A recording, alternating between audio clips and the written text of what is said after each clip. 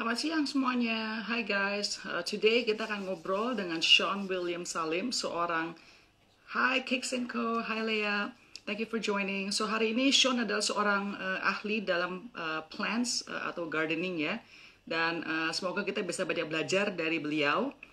Sebelumnya ada dua announcement. Pertama-tama karena Sean bahasa Indonesia kurang lancar, jadi kita akan conduct interview dalam bahasa Inggris. Tetapi kalau ada pada dalam bahasa Indonesia, silakan tinggalkan komen. Nanti gue akan translate ke bahasa Inggris untuk Sean. Terus kedua, jangan lupa kita ada giveaway-nya adalah plants ya. Kita akan berikan kalian plants, oke, untuk kalian bawa pulang dan nikmati. Tapi untuk Jakarta dan sekitarnya aja karena tanaman hidup. Kita plants by the way adalah dari Plant Story.com, so check that out as well. Okay, so stay tuned. For you are watching, we're gonna undi untuk giveaway-nya, so stay tuned until the end. Okay, so right now let's invite Sean to the show. All right, wait a second. The internet. All right, wait, it's not going. Okay, here we go. Thank you for joining us today. Hi, Teresia. Salam dari Jakarta untuk ke Lampung. All right, here we go. Hi, Sean. Hi, how are you? Nice to meet you. Thank you for being here this afternoon. Thank you for having me. Wow, it's such a nice environment that you have there, surrounded by plants. I have some, but not as much as you, obviously. Yeah, I wanted you guys to enjoy some greenery while you're talking to me. In case you get bored of my face, you can look at that. No, of course not. But Sean, of course, as everybody knows, Sean's account is called Botanist, right? Yeah. But you also describe yourself as a horticulturist. Can you describe or tell us the difference between the two? I'm not familiar, actually, only because of this. Like, I think botanist is someone who is more into the biology and studies the chemistry and the processes going inside the plants. And horticulturist, I think, is someone who kind of grows them professionally. So I see myself as neither. It's like I was thinking of different names that I could name my account. It's interesting because I consider myself like a student and a teacher at the same time. I'm learning something new every day. I read a lot. So yeah. That's where my sort of thing comes from. So what do you call people who are amateur plant owners? What do you call them? Ooh, I don't know. Plant parents? I don't know. Plant parents are, because you use the word adopting, right? Adopting plants, right? Yeah, they're your kids. Okay, all right. Plant mummies and plant daddies, I guess. Yeah. All right. Okay, Sean, but explain to us and tell us, yeah, how did you get started into this whole plant business? Like, why is the interest in plants specifically? Okay, so a little bit of history. I used to be a plant killer. I'm sure a lot of you guys are saying, oh, I have no green thumb. I kill a lot of plants. And actually, I used to do that. I had a shop in Shanghai, and I would bring plants in and I would murder them in the shop because I didn't give them light. And in my photo studio here in Jakarta, I would also have plants. So actually, my first live plant, that's still alive today, was that plant that was brought into the studio, which is a monstera. And it was for my own selfish needs to photograph it. And I just kind of left it there. Somehow it grew, and I was just so stunned by how it grew, and I did so little for it. And I looked into propagation, and I did it wrong. I just propagated from like a stem. I think everyone made that same mistake.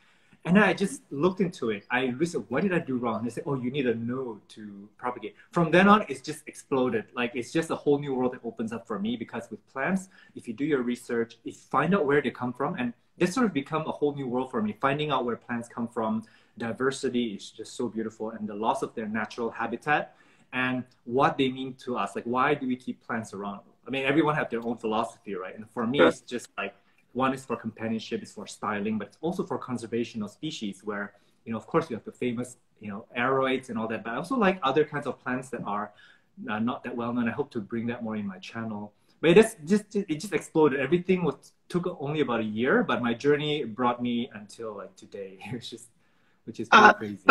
But you said that you're not a plant seller, and I would assume that somebody like you who have the experience and exposure to become a plant daddy would actually become a plant seller in the process as well. Why don't you have a store or shop that sells plants? Okay, so first thing first, like, I think that post came about because everybody was DMing me every time I posted something. So did me. I did ask you too. Did you? I can't remember. Yeah, I mean, like, a lot of people also from overseas, so I get DM every like 5 to 10 minutes, and it just got a bit tiring, and I cannot export. First of all, I may do an episode on exporting plants because that's a big industry, and I really support that industry for Indonesia. I think it's going to help our economy. I don't see myself as part of that selling sort of because first of all, I'm not a good business person. When I buy plants, I don't think of it like, oh, this is how much they should be valued. Like I'm gonna make money off them. Like, but I see myself sort of as an educator perspective, where I like to learn about the care. I like to hack. I like to see how we can multiply them and share them with people. Of course, when I have multiples, because I do a lot of propagation in my videos. When I do multiply them, the only natural way for me to do is I'll purge them once in a while to sell them, because that means I can buy more species, buy more plants, and film. And I can so the cycle keep going, I guess. All right. So, okay, I myself have seen the trend during the quarantine period where people started to adopt more plants, right? And you have started this way before the quarantine and the COVID happens, right? Yeah. There are two questions from here, okay? First, do you feel that that is correct, my observation? And second of all, do you think that after the pandemic is over, these people will go back to their pre-COVID days where they just discarded the plants? Or do you think that once they get hooked to the plants, they will actually continue to become a lifelong hobby? What do you think? Okay, so I'm a little bit biased only because I entered the hobby right before COVID, like around last year, September. And again, my collection grew like crazy. The plant prices has gone up so much. I stopped buying rare plants, actually. I just buy common ones these days that are still affordable. Thank goodness I collected most of my plants before. I think it's definitely something that is over, like there's not enough supply for the demand, right? So in terms of that, like it's good that we have a lot of people coming in and learning about plant care. And I'm biased only because I started going up right before it started. So I'm going to say, yes, the trend will still continue and it'll still go up, but you'll see a dip, obviously. But the overall trend, if you do like a 3-year chart, the trend is going to go up in terms of, because of Instagram and Pinterest, like they make plants very sexy and something that's very desirable. In the past, it's all about like handbags. Like everyone wanted the Cali bag, you know. And now you have the philodendron Birkin, which is like the Birkin bag. Sorry, what? The what? There's a philodendron Birkin. It's like the Birkin bag. Like it's a very famous bag that everyone must have. But now there's a philodendron named Birkin. Probably not. Okay. Named, but how much is it? How much is it? For that, it's actually currently about 750,000 rupiah. What? Oh, that's okay. That's not bad. Okay, but wait. Okay, I saw there was somebody who posted that one of the plants price. I don't know what plant it is, by the way. It costs like 100 million rupiah. Is that true? Yeah, I believe it. Yeah. What's the rationale behind these plants? It's the rarity.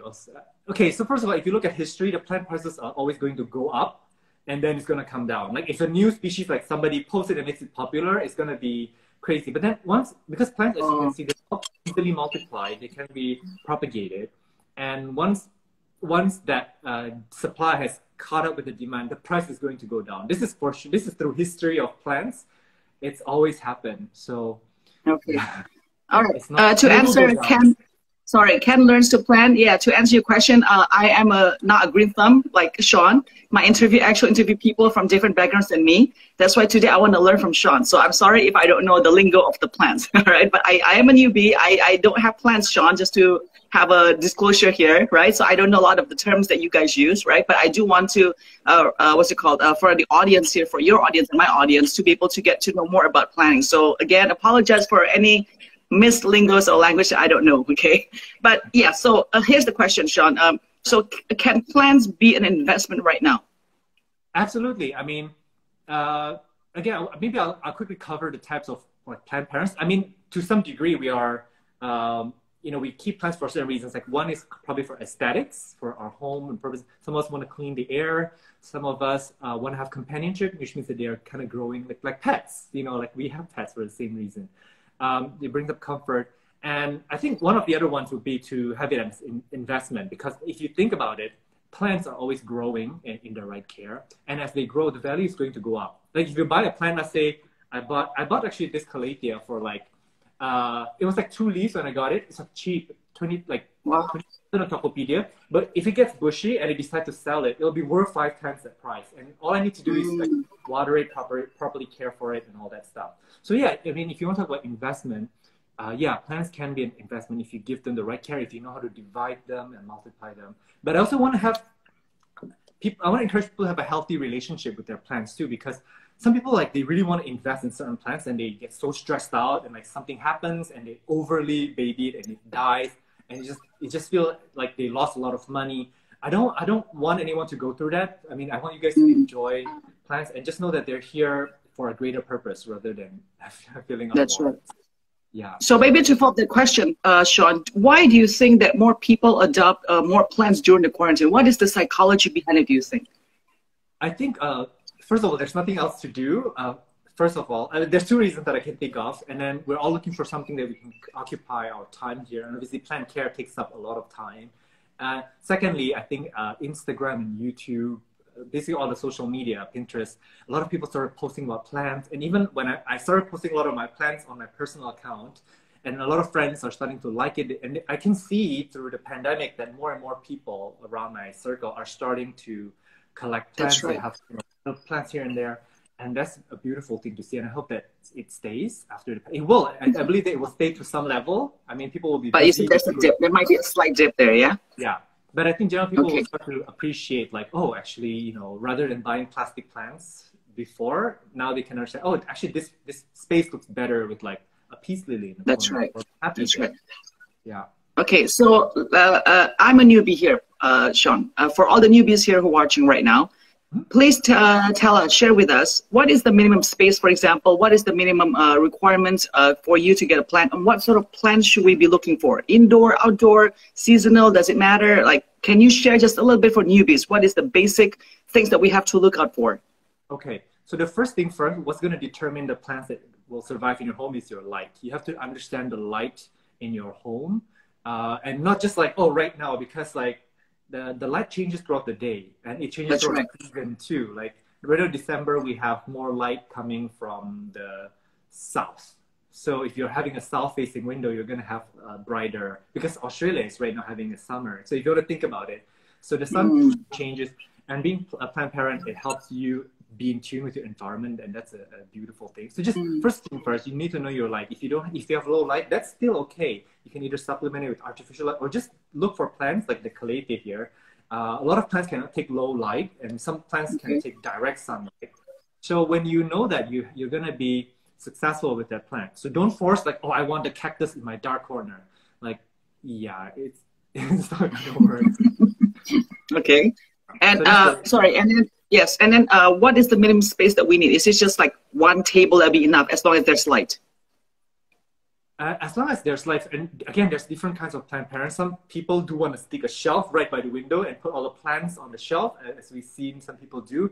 And some people are more like my dad. He's more mindful. He wants things to be neat, like, you know, clean.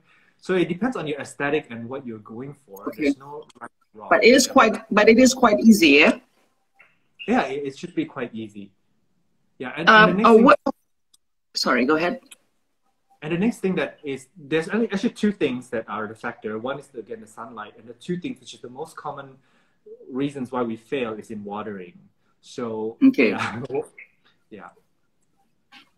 Sean, regarding the lights and the watering, you know, I have friends who shared me stories, right, about how they have learned everything from YouTube, the tutorials. They try so hard copying exactly what the experts do, and yet the plants still die. They're not growing as much as they want to be.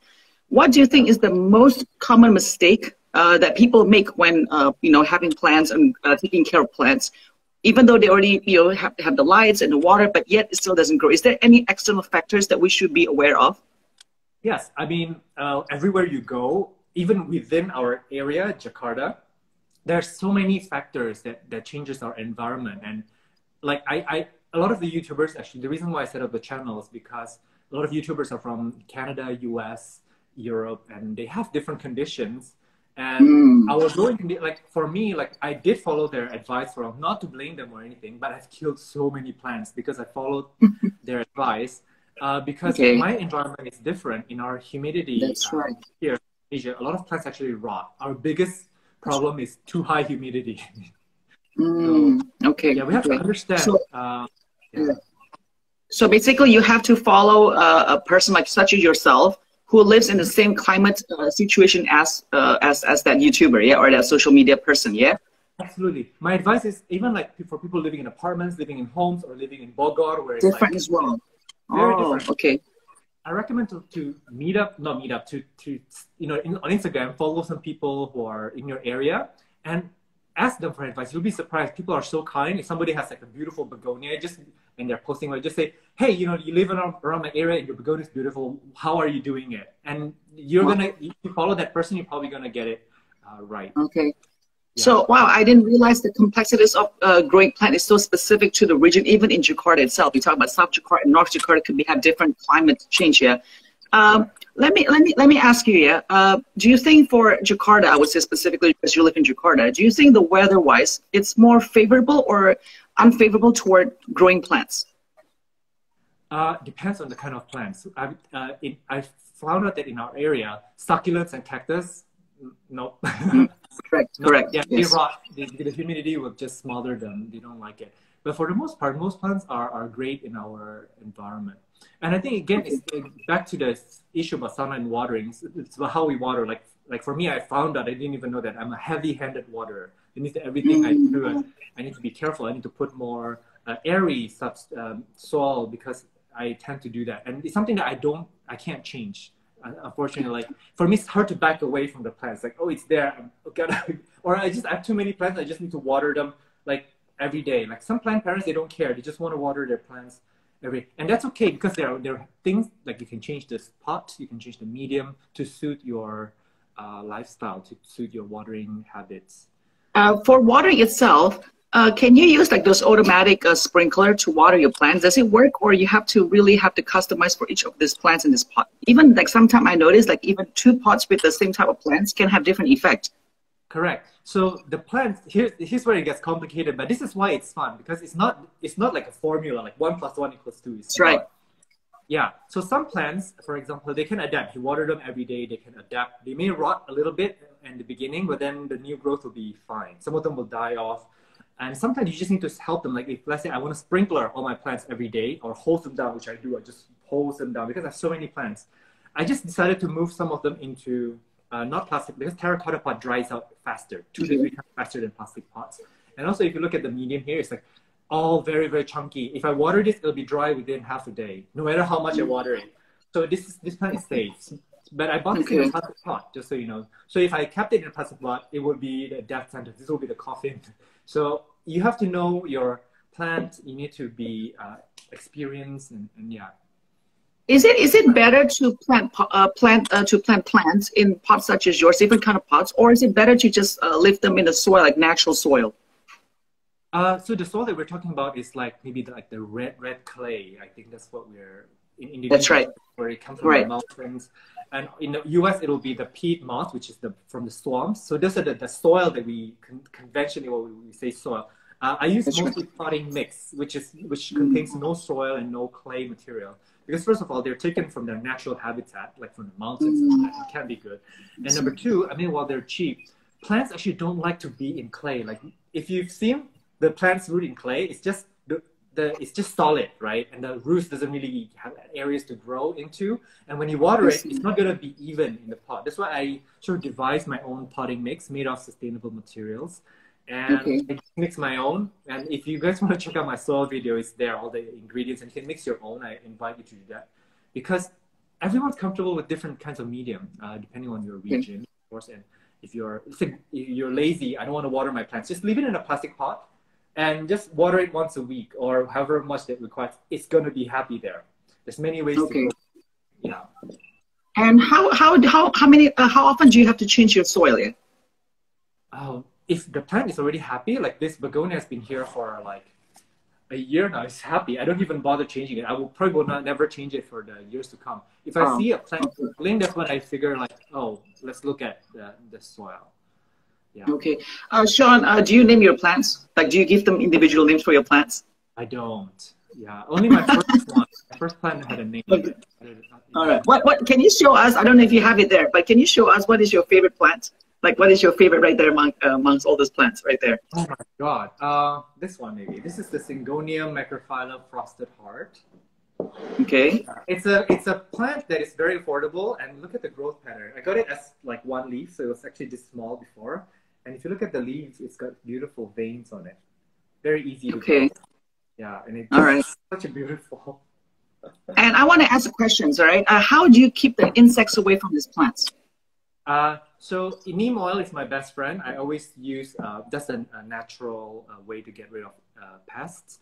So I would mix a little bit of neem oil, like a few drops with like a few drops of soap and like a water. So I would just have a gallon of sprayer and just spray down the plant. I don't do it routinely, just so you know, because you only want to do it when the plants look weird. Like this plant has been okay with the whole year. I don't even do anything to it. But sometimes you will see like the insects crawling on it, or the leaf like looks like it's stressed out. The first thing I would look at is, oh, is there like something on the leaf? And usually there's, yeah, and then you just spray down the plant, and it's actually super easy. Once you get the hang of it, it's easy. Yeah. Let me ask you, Sean, because you are so into plants, but you said you just started like about late last year, yeah? Correct? But sorry, what? You just started this whole thing late last year, right? Yeah, yeah. Okay. I went zero to... Right. For each plant, you said each plant has its own temperament. So for you to really get to know the plant in terms of its temperament, how long does it take you to really get to know and how to manage it well? So, okay, here's the thing. Like a lot of genuses, like plant families, no plants are built the same, but within the same family, they would have very similar properties. So from there, you can start to read like, oh, if it's a begonia, what would it need? Of course, every begonia is different, but generally you can read into it. And also, before I get plants, I would always do some research. I would Google them, I would YouTube them. But I would always take it with a grain of salt, because a lot of the advice from other people, again, is from their region. And a lot of them are also outdated. Like a lot of the Google results are from 10 years ago, you know, and it's such a different environment. And people just keep copying and pasting the care. And it's just, I noticed there are some inconsistencies with my findings. So doing some research and also understanding all the plants are the same. If you have yellowing leaves, it's overwatering. You know, if you have crispy brown, it's the same thing. Crispy brown edges means you're underwatering. If you have weird spots in the middle, it's bacteria or pests or fungus. So these are the things that are pretty universal throughout, and you'll learn it with time. And so I'm so in awe because I don't know any of this. Like you said just now, the plants yellow in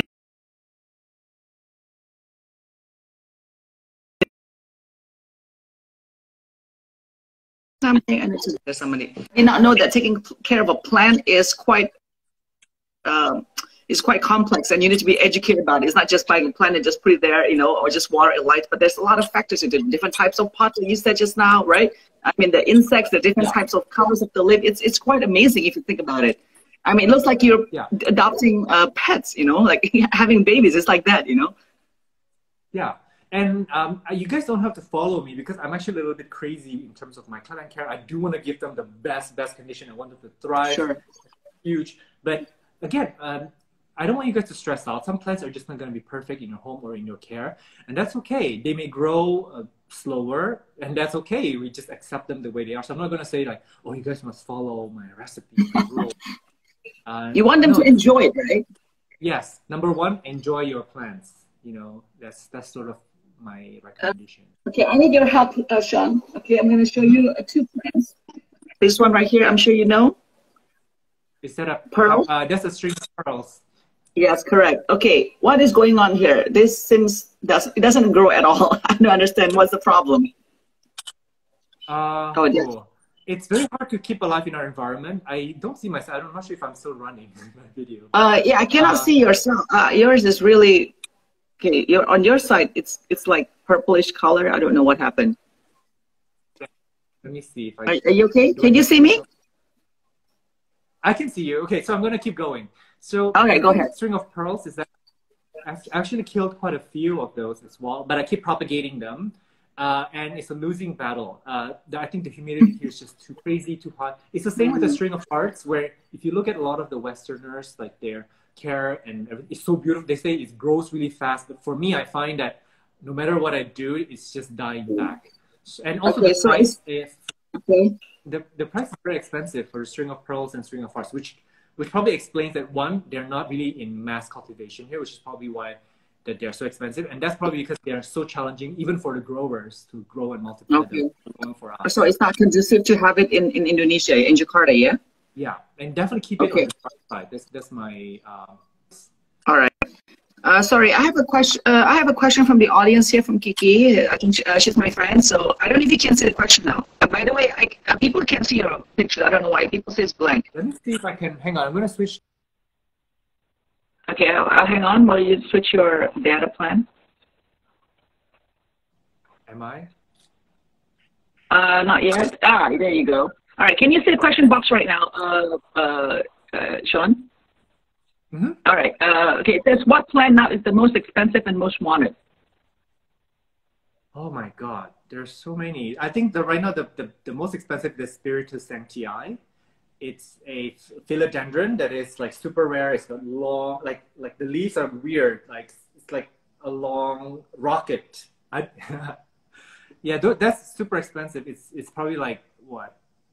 You can't even buy it. First, like, if you have money, you can't buy it. You have to know somebody. Like it's But is it imported from overseas or it's Jakarta, Indonesian native? yeah, it's imported from South America, I believe. Like, Oh, okay. All right. Right. I have another question, Sean. Here's from Austin. It says, how to let your begonias bloom? Ooh, I think I cannot answer that, but I can only say that usually plants bloom for two reasons. One, which is that they're super happy and they're ready. They have so many nutrients and they are mature. Second reason could be that they are stressed out, which means like they're like, oh my God, I'm dying. Like I better flower so that some bee can pollinate. And so they think that, of course, it doesn't mean that they will die after they flower, even if they think they're stressed out. But yeah, it's just a natural response to that. So yeah, if you want your begonias to flower, definitely I would say with the fertilizer, it's NPK, nitrogen, phosphorus, and potassium. You want to bump it up with the phosphorus, which is the P. So if you look at the fertilizer packaging, it's going to have ratio NPK, like 3 numbers. So you want the middle number to be a bit higher. So this will promote blooming and fruiting for all plants. Okay. So it applies to everything. All right, thank you. Next question from Josh Castle. It says, can you propagate gigas from wet sticks? I don't own a philodendron gigas, but with all philodendrons, you can definitely propagate from wet stick. It's quite crazy how resilient just a piece of stick can be. But again, I want to mention to you guys that plant care should not be stressful, because when I see people propagating from just the wet stick, and they obviously paid a lot of money for it, that's sort of where I draw the line. Like, is this a healthy relationship with plants? Like, yeah, I mean, of course, I'm not going to judge anyone who does. It's challenging. It's fun. And, Yes. yeah, to do it. But just, it's possible. And it's just, I'm just saying, get ready. If it doesn't take off, which most of the case it doesn't, be accepting and be forgiving when that happens. I think I like that the way you stress out the importance of just enjoying and being happy. Yeah, because if you're happy, it seems like the plants are happy. And I think I cannot think back. I cannot not think about what you said earlier on when you started this whole thing. You said you started with a shop in Shanghai. Am I correct just now? You said that, right? Yeah, it's a menswear shop. Yeah, so you wanted actually to do business out of it, and maybe you were just stressed because of the business aspect. And when you start not doing but the business, actually you bloom, and your plants also bloom. So I think the owner is happy, the plants are also happy. Correct. And sometimes you do, another advice is sometimes you have to put the plant's needs above your own. Yeah. All right. Okay, there's another question here. So, sorry, from Sinadita. It says, what's your opinion on snob plant collectors? Interesting. I don't want to step on any toes here. There's a difference between snob and sometimes people who are just genuinely excited about the plants that they have without realizing, right? Sometimes we just don't know, because we live in such a culture now where, you know, we want to show everything off on Instagram, like what we have. We validate ourselves. We feel self-worth by how many likes or what we own. And it's just a fact of life. Maybe that is human. The human nature is maybe just being a bit of a snob and being a little bit showy. Not all of us identify that way, and I don't know. I'm trying to wiggle my out of the question again. I don't judge them. I don't judge them, and I think they're valid as well. What they're trying to do, how their relationship with their plants. And to be honest, Sean, I mean, to be honest, it's not just plant collectors. Okay, any kind of collector, you will always have that people who are that, you know, quote unquote snob. So it's just human beings, right? It's not just plant collectors. Exactly. All right, another question here. I think it's getting very, very specific. Yeah, I'll get one more here. Alrighty. Can you see the whole question? I can't seem to see the whole question. Wait a second. Sorry. Can you see the whole question? Oops. Just dropped the phone. Sorry about that. Okay. All right. Can you see that? Okay. So, dark spot. Okay, this is the question. If you go to a Calathea Facebook plant group, because people are always troubleshooting their Calatheas, like, oh, why is mine? Oh my God, the comments are insane. Like, some it's overwatered, it's underwatered, it's da da da. So with Calatheas, it's really, really a difficult plant to figure out. I have a feeling with dark spot, it could be underwatering, overwatering, it could be pest or mold or a lot of reasons. I would say, you're gonna have to DM me, and because even if you change it to the right pot like this, it's gonna take it about 2 to 3 months for you to see that you've done it correctly. You won't see it right away. So it's not like, oh, next week it's just gonna start like looking amazing. So even if you're doing something right, give it time. That's what I mean. Cut off the brown leaves. And if you fail, try again. Get another pot and try again. And maybe in your case, try the terracotta, because I've had success with Calatheas in terracotta, because again, I'm an overwater and yeah. Okay. And terracottas are quite cheap here in Indonesia, yeah? Yeah. It's affordable in Indonesia, very affordable, yeah. All right, okay, here we go. Another specific question here. Likwala Mampu. I don't really know this plant. Do you know? Okay. Okay, all right, so we'll just skip this one. Yeah, it's okay. All right, here we go. Oh, I think we discussed this before. Yeah, I think she missed this part, but we did discuss this, that Sean thinks that there's going to be a slight dip, but the trend will still be there. Yeah, we talked about it just now. All right, Sean, wait, sorry, I want to show one more plant. Also this part. Can you give us some tips about this one? Okay, sorry, not this one, sorry. Ooh, this is the dragon. Oops, sorry. This is the dragon, silver dragon. Yeah, this is a problem plant, a very difficult one. Problem plant, okay. Yeah. What is your issue with this one? It looks healthy. So. It looks healthy because we just bought it like that, but but how do you maintain that it's going to be like that and it will grow as well? Okay, so generally speaking, alocasias, they like medium to bright indirect light, not really direct, because they live in the forest floor. They want to be in a chunky mix. They want a lot of roots, and they want a lot of air around the roots area, but they don't want to dry out. So they're quite difficult that way. Stagnomos is really good, or dry or chunky sort of aeroid soil mix or jungle floor mix will be good as well. So you want to water it kind of frequently and never let it dry completely, but never let it wet. They cannot be wet. They will yellow leaf will be your first sign. They will start. And another thing with alocasias is that when you have a new leaf grow, one will probably die. So it's like a race. Like you're not gonna get like continuous growth like this. Yeah, it's gonna die, maybe 1 or 2 will come up in its place. Yeah. How long did it take you for you to grow that? This is 1 year. Yeah. Wow.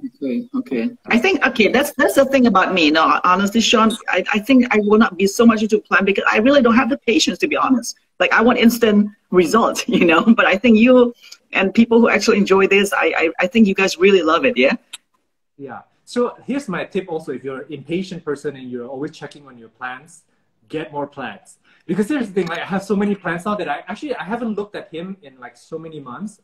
Sometimes I would just look at it, whatever. But this is actually the first time I brought it out. I'm just realized, oh my God, it's so tall. Like this begonia as well, I actually propagated a lot and it just grew back now. And I just saw it today. So I don't even have time to check on my plants, but they're growing like crazy. So my tip is, if you're impatient, get more plants, because they're all going to grow simultaneously and it's going to satisfy. Okay, do you talk to your plants? No, I don't. But I know people who talk to the plants, you know that, right? Yeah. And I've read that it's actually a good thing, because like let's say right now I'm talking around my plants. I'm actually giving them carbon dioxide and they actually do like that. But it's not not that they're listening, but I mean, you never know, right? You never know. Maybe they are listening, right? Okay, okay, let me see. All right. Right here from Pixel Pix, it says, any advice for people starting a business? Because he or she is amazed by what you built in such a short time. Okay. So, oh my God. So business, I'm assuming this is plant business or a business in general? I think it's plant business. For plant business, I don't know, because I don't see myself as a business. I see myself sort of as a content creator, an educator, an entertainer even. So for Yeah, I'm not sure how to. Sorry, I think you're a plant entertainer. Plant entertainer. I'm like an influencer, maybe. Yeah. No, it's okay. But I think if I can get one takeaway from your interview today is that really uh, just enjoy the process. You know, don't make it like a task, an obligation. If you don't enjoy it, you know, it's just not gonna be fruitful in anything. And I think it's not just for plants, right? I mean, you talk about pets or even babies, whatever. They have to thrive because you enjoy being with them, taking care of them, right? Yes. Okay, I'm gonna give one more questions from the what's it called Right. from the audience. Let me give one more advice to what you have before. So one is be happy, accept your plans and the conditions, like don't be stressed out. Number two, do your research, because if you do your research, you look it up, you ask people questions, you will get it right. People are helpful. So that's my second thing. Take your time. Sorry, Sean, where do you usually buy your plants here in Jakarta? Do you have any recommendation of a store online or offline for plants? I buy them everywhere. I rarely buy the same plant. I rarely buy from the same store. I just like to talk to store owners when Okay. if I'm going out. Of course, I want everyone to be safely at home these days. Tokopedia, Sure. I bought a lot of my plants cheap on Tokopedia, and they came in really destroyed. Like this one, they came really bad. But look at how beautiful it is now, and it's going to continue to get Yes. better. I love that process of rescuing, buying cheap. So I recommend it. Actually, you learn faster when you're rescuing a plant. So I see. I Okay. recommend that. Yeah. So basically, you still also do a lot of checkings and just different types of stores that you would just basically window shopping as well, right? All right. Here's a question also, Sean. Do you have any tips for family members to start getting plants, adopting plants? This is an interesting question. So there's a lot of context for them to accept that you are getting the plants, or to get them to buy plants. I think to get them interested in buying plants, adopting plants. Oh, interesting. I have so many people in my circle, even my relative, who started collecting plants, and now their spouse is like crazy. I mean, it took them like a few months to warm up to it, but once they saw like crazy things like growth points over here, they saw like the plants can get big, and they really make your home look more inviting and beautiful. It takes time. And also this morning I had a Wijaya Kusuma, or the Queen of the Night, that is a Jangan bloom. I brought it around and I showed my dad, I showed my mom, and my mom actually took out her camera. She wanted to take a picture of it. This is the first time that she actually wanted to photograph like one of my plants. She's never done it before. So these are the little things, just pointing out like, oh my God, like look, how crazy is that? Like something is blooming, or something is doing something crazy. Or, oh, I propagated this. Like my dad, he actually likes to collect plants based on value, and I'm not going to judge him for it. But when I showed him, like, oh, I've got Adansonia variegated, that's expensive. I love Adansonia. I didn't get it because it was expensive. I got it because it's a variegated Adansonia. Sure. How much it was, and I actually told him how much it was, and I multiplied it. I cut it into 4 different pots, and it's growing. Every time he would walk by, it would be like, like money. Like, Asian parents. You see a money plant. Money trees, right? Money plant. Yeah, and it gives him like that respect for plants. Of course, I'm not saying that I agree with the way he is, but everybody has different approach.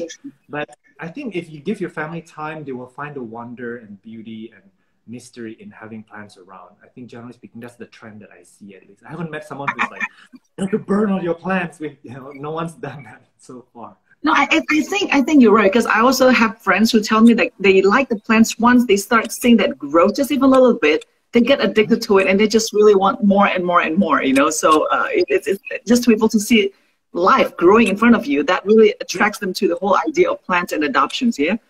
Exactly, yes. Okay, sorry. So basically, as I mentioned earlier, we have some giveaways to give today. It's from plantstory.com. Sean, please check it out as well. Basically, it's a new community-based platform using website and social media to connect plant owners, plant daddies, and mommies with plant sellers as well, right? So it's a community, basically. It's from my friend Nuni. So thank you, Nuni, for supplying us with the giveaways today. We have 5. Let me have the name soon. After that, we'll announce it. But before this, as usual on my interview show, I throw out rapid fire questions to you. It could be anything to do with plants or nothing to do with plants. So just answer them as quickly as possible. You ready, Sean? Okay, shoot. All right, let's go. All right. Okay, let me see. Wait a second. I need to get. All right, wait a second. All right. What is your favorite plant? Whatever plant I'm looking at right now. So any plant basically, right? Okay. Yeah, right now it's just Begonia Okay. right here. Begonia. All right. All right. I'm going to assume, is green your favorite color? No. On the plant, right? What is, no, for you. Is green your favorite color? No, it's not my favorite color. It's navy. What is your favorite color? Navy blue. Oh, okay. I love blue as well. All right. Is it easier to take care of pets or plants? Oh, I have both. So it's easier to take care of oh my God. You can only answer one, sorry. It's easier to take care of plants for me. Okay. All All right. right. Yeah. What are you currently watching? On Netflix, you mean, or? Doesn't matter. TV, movies, whatever. What are you currently watching? This is rapid fire question. That's hard because I don't really watch anything. I watch a lot of YouTube, I guess. Okay. Oh, okay. So YouTube for the tutorials and plants, yeah? Yeah. I like looking at other plant YouTubers. All right. Okay. Channels, All right. yeah. No worries. Okay. What is your guilty pleasure? My guilty pleasure. Ooh. Oh my God. My guilty pleasure. I don't know. I don't even have time to think about these things. Like, okay, I'm working from I wake up at 6 and I work and I sleep at 12 and I'm still working. So I don't really. Okay. Maybe working is a guilty pleasure. Sorry? Yeah, I think, yeah, it is. Working. My escape, actually. Working. Okay. All right. Yeah. What is your favorite quote? My favorite quote. Oh my God. Anything by. By the way, it can also be your own quote, Sean. It could also be your own quote. You are what you give. Okay. All right. And if you can answer in one word, what is happiness to you in one word only? Happiness is knowing that you're already happy. Sorry, only one word. Happiness. Acceptance. Wow, okay, that's a very good one. I like that one. That's a very good one. All right. Thank you so much, Sean, for the time today. Please don't go yet because I want to announce the winners of today's giveaways. All right. So I'm going to tell you guys 5 of them, right? So the first one is xkansa_, but I will also, by the way, DM you after this, right, for your addresses. The next one is Alpheus Aries, right? The next one is _hannah.u. The next one is Ephelia, and the last one is Sasha Benz. Okay, so congratulations to all of you who watched and won the plants giveaway. And Sean, thank you so much. And by the way, I just want to let you know that I stumbled upon your account personally from L Indonesia. Because I'm also interviewing on behalf of L every weekend. So I know you guys from there. So thank you so much for being here. I really appreciate your time. Thank you so much for having me. And thank you everyone for watching. Yeah, thank you for everyone's watching. Stay tuned till next week. And Sean, please always stay happy and stay healthy. And thank you for your work today. I really appreciate it. Yeah, thank you. Have a nice one. Bye, guys. Thank you, everybody.